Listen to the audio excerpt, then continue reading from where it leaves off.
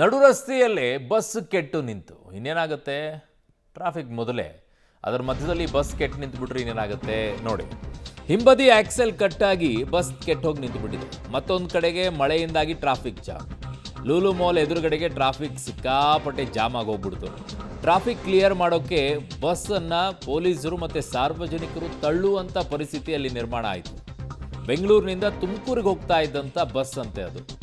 So ಅದು ಮೆಜೆಸ್ಟಿಕ್ನಿಂದ ಪಾಸಾಗಿ ಅಲ್ಲಿ ಲೂಲು ಮಾಲ್ ಕಡೆಯಿಂದ ಬಂದು ಆ ಕಡೆಗೆ ರಾಜಾಜಿನಗರ ಕಡೆಯಿಂದ ಬಂದು ನೇರವಾಗಿ ತುಮಕೂರು ರಸ್ತೆ ಕನೆಕ್ಟ್ ಆಗುತ್ತೆ ಅದು.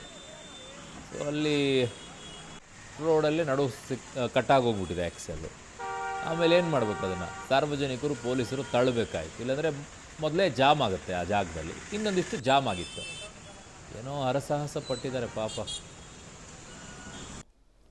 ಇನ್ನು ಕೆಲವು ಜಾಗಗಳಲ್ಲಿ ಚರಂಡಿಗಳಿಗೆ ನೀರು ಹೋಗಬೇಕಾಗಿತ್ತು, ಹೋಗೋಕ್ಕೆ ಆಗಿಲ್ಲ, ರಸ್ತೆಯಲ್ಲಿ ನಿಂತಿದೆ. ಇದು ಯಾರ ಸಮಸ್ಯೆ ಅಂದರೆ ಜನರಿಂದ ಆಗಿರುವಂಥ ತೊಂದರೆ ಇದು. ಯಾಕೆ ಅಂತಂದರೆ ತಿನ್ನಿ ಕಾರಿಂದ ಹಾಗೆ ಬಿಸಾಕ್ತಾ ಇರಿ ಪ್ಲಾಸ್ಟಿಕ್ಕನ್ನು. ಗುಟ್ಕಾ ತಿಂದೆ ಅದನ್ನು ಕಾರಿಂದ ಬಿಸಾಕಿ, ಪ್ಲಾಸ್ಟಿಕ್ ಕವರ್ ಯೂಸ್ ಮಾಡಿದೆ ಅದನ್ನು ಬಿಸಾಕಿ, ಕಂಡಿದ್ದೆಲ್ಲ ಕಾರಿಂದ ಬಿಸಾಕಿ.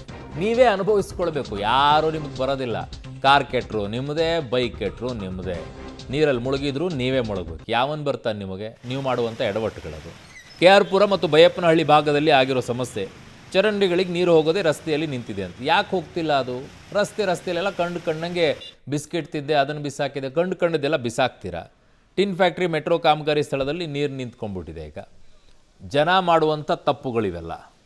ಉಳಿದವ್ರಿಗೆ ನಾವು ಯಾವುದು ಬೈಯಕ್ಕೆ ಹೋಗಲ್ಲ. ಇನ್ನು ಕೆಲವು BBMP ಎಡವಟ್ಟುಗಳು. ಬಟ್ ಈ ಮೋರಿಗಳ ಬ್ಲಾಕ್ ಆಗುತ್ತೆ ಅಲ್ಲ, ನೀವೇ ಮಾಡೋದು ಎಡವಟ್ಟುಗಳನ್ನು. ಸಾರ್ವಜನಿಕರು ನಿಮ್ಮ ಮೇಲೆ ದೂರು ನೀವೇ ಅನುಭವಿಸ್ಕೊಳ್ಬೇಕು ಅಷ್ಟೇ.